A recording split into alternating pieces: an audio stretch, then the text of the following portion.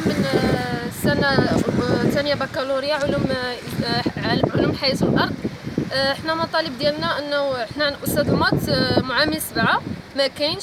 الفرد الثاني دوزنا وقيلا ما يدخلوش النقاط، والفرد الثالث محال واش غندوزو. الاستاذ ما كاينش، شهرين تقريبا ما قريناش المات. وحنا المطالب ديالنا انه نلقاو لنا حل. الا كان الاستاذ يلا تعين وما لقاوش حل، علاش يعطوه الباك اصلا؟ الباك السيونس ماشي غير اداب ومات. ما عرفتش شنو، واش ما بغاوناش ننجحوا، واش ما بغاوناش نجيبوا النقاط.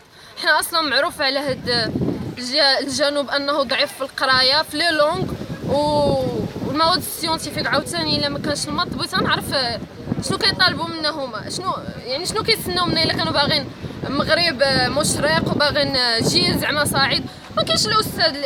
اولا التلميذ مكتئب بالنقط اللي جايب، ما فاهمش، كيجي كيعاود لي الاستاذ في الفرد داكشي اللي فات دار، ما كيداروش الدروس المهمه. وما عرفتش زعما شنو كيطالبوا منا. حنا كنطالبوا يلقاو لينا حل، سواء يرجعوا لنا استاذنا ولا استاذ اخر. فعطاونا قال لك استاذ الفيزيك قرينا المات، استاذ الفيزيك قالت لك انا ما عقلتش على داك الشيء. وملي قالت الاداره انا ما عقلتش على داك الشيء، قالوا لا غير قريو من اللي كان، يعني ما تعطيهمش اهميه، غير ما يبقاوش ما يتسموش مقارنات. بغيت نفهم شنو هو هذا الشيء.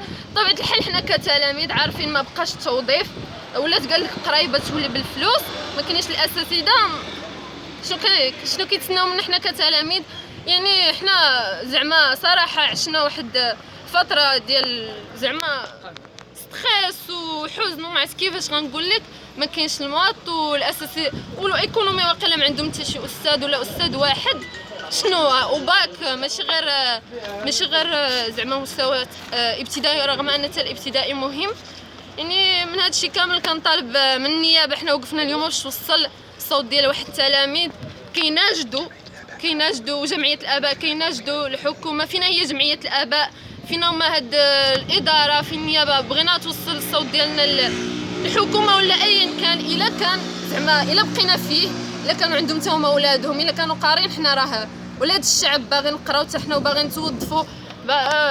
المهم كناشدوا من هذا المنبر الحكومه ايا كان ان دير لنا شي حل عن قريب، لان صراحه حنا في واحد الموقف اللي هو صعيب بزاف. ما قريناش الدروس وغندوزو ما مدوزينش حتى الفروض. وشكرا، هادشي اللي بغيت نطالب.